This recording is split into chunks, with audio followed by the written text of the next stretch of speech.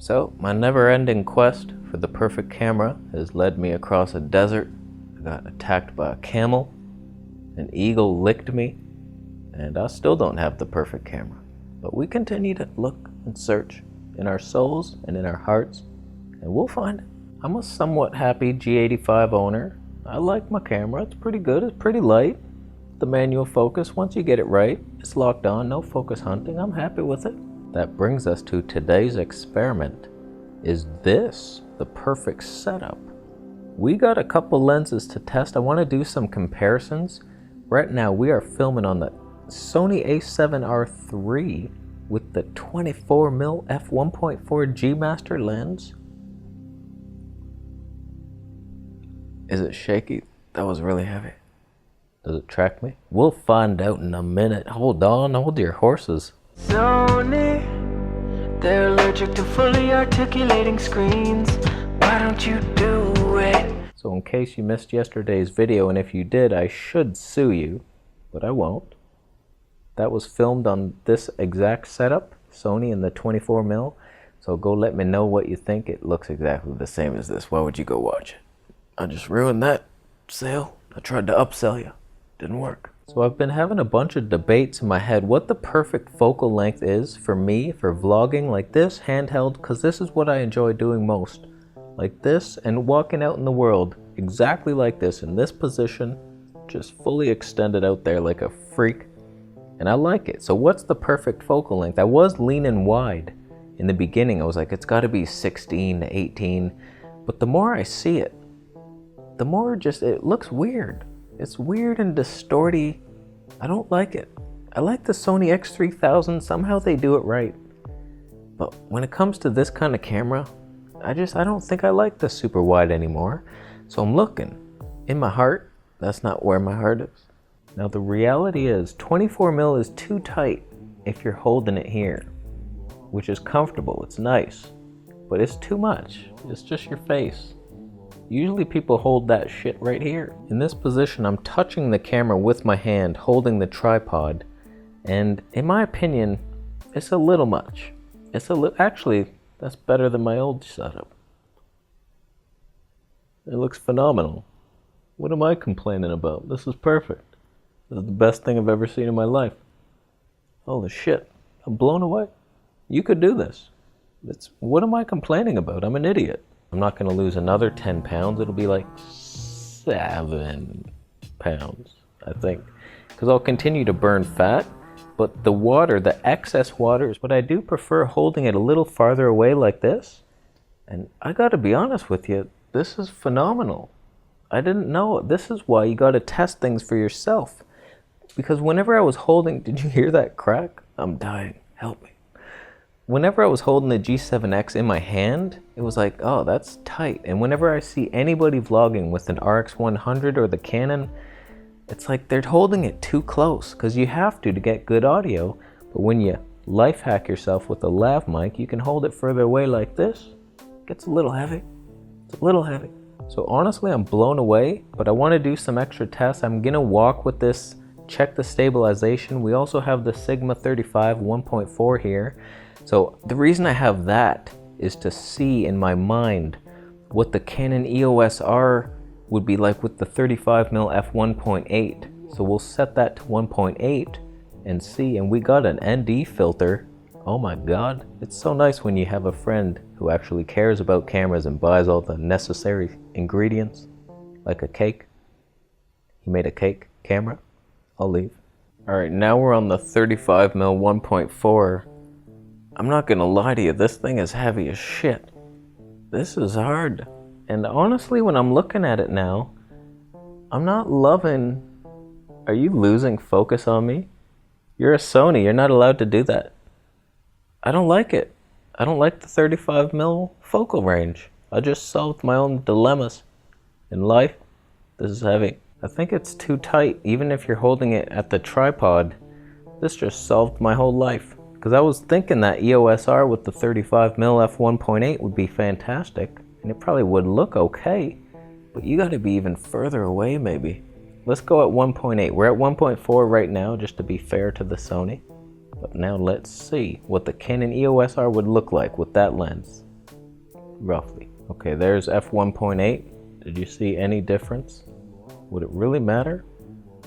We all need a little bokeh in our lives. Go boke yourself. So let me know which lens you prefer so far. I'm gonna go do another stabilization test. So we have the side by side with the 24. See which one's better, see if 35 makes a difference. And then we'll film the outro on the Panasonic G85 with my 38mm equivalent and do some comparisons there. And then I'll give you my thoughts. I'll review all the footage first and then we'll do the outro and I'll give you my thoughts on what lens is best. Let's go outside. Okay, we're on the 24mm F1.4, vlogging, walking, tripod in the optimal position for stabilization. How is it? You tell me. Oh no, there's people coming. Oh, this is gonna get embarrassing. Hey. So, how's that? Is the auto exposure adjusting?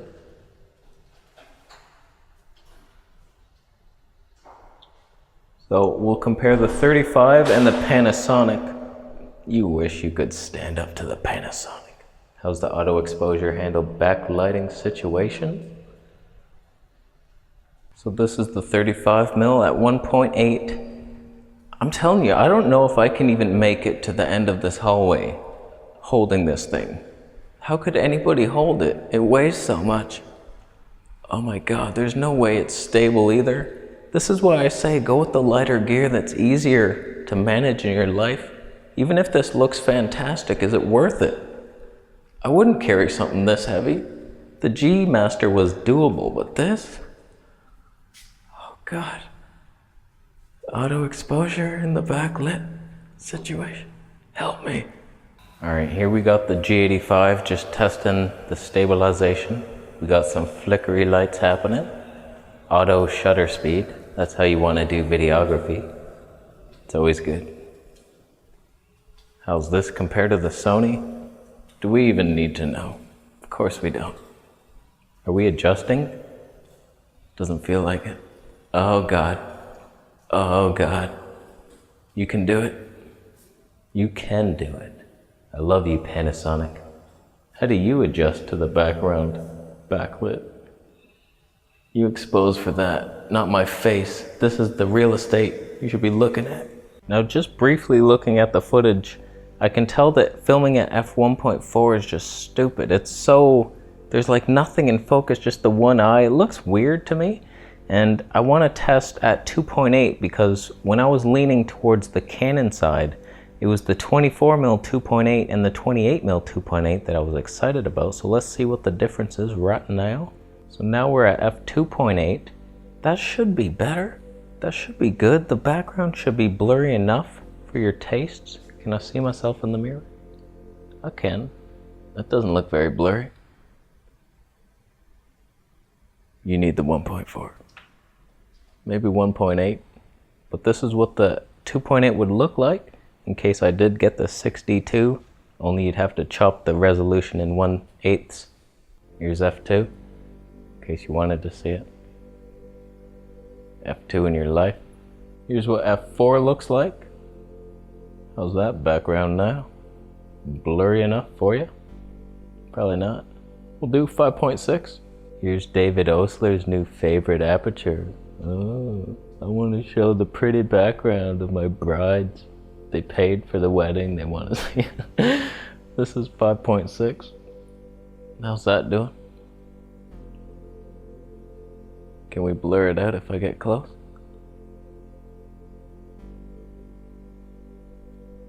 Just for the heck of Jiminy Cricket Christmas Miracle fun time, we're doing f16, ND filter off. It was a Hoya, by the way, if you were curious. I think it's variable. Hoya, how you doing? How's that look? 16, f16, everything in focus. This is heavy.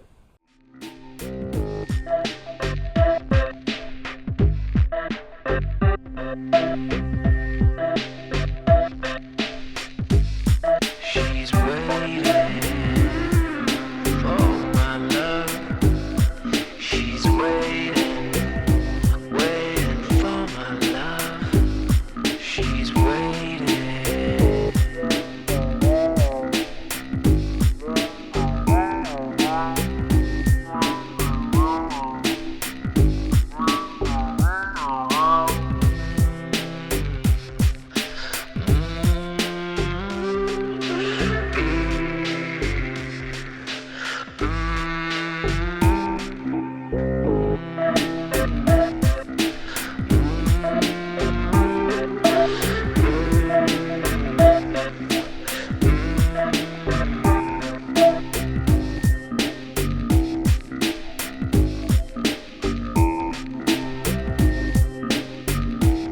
you're excellent.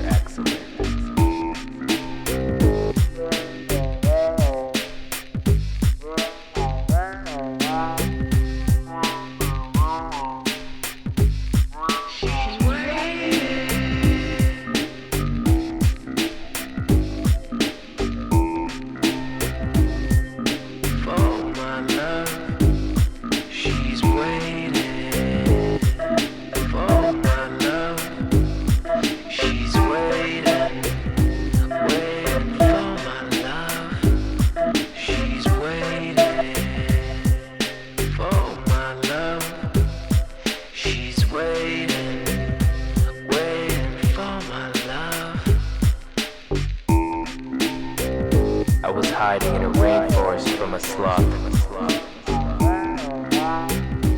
Why are they so fast? So I've watched all the footage and I've realized some shit. Sony looks phenomenal.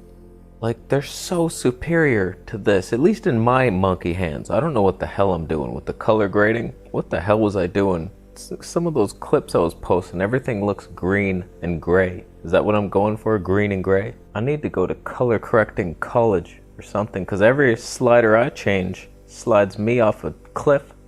It's terrible. So here's what I noticed looking at all the footage.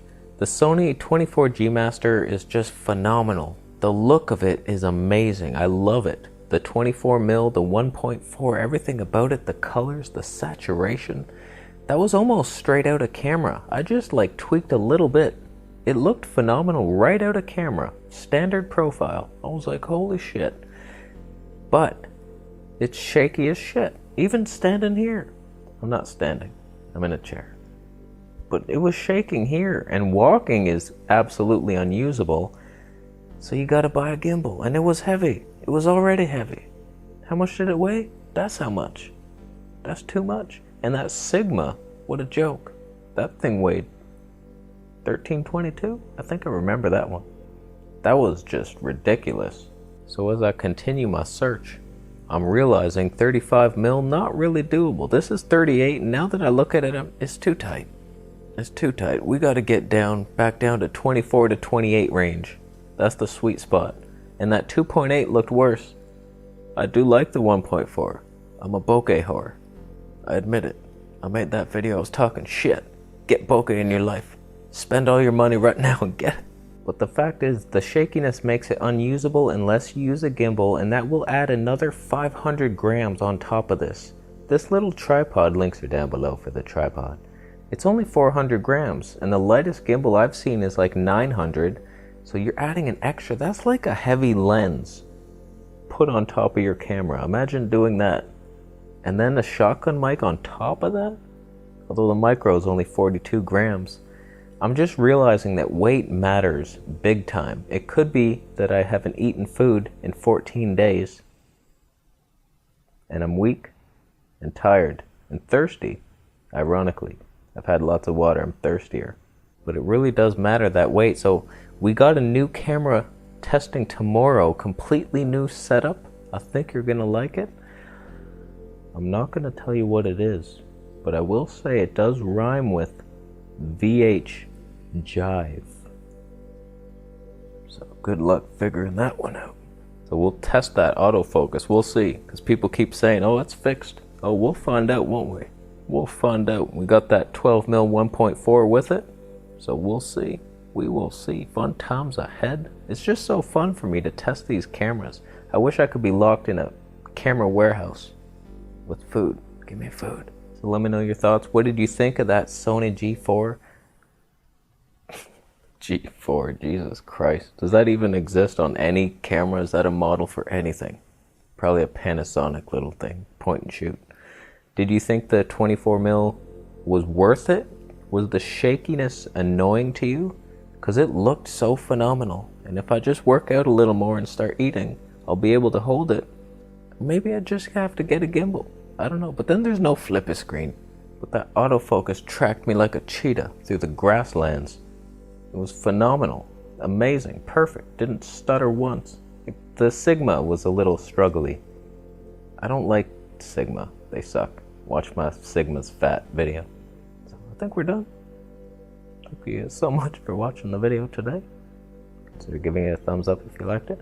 Subscribe for more videos, and I'll see you in the next one. Affiliate links everywhere.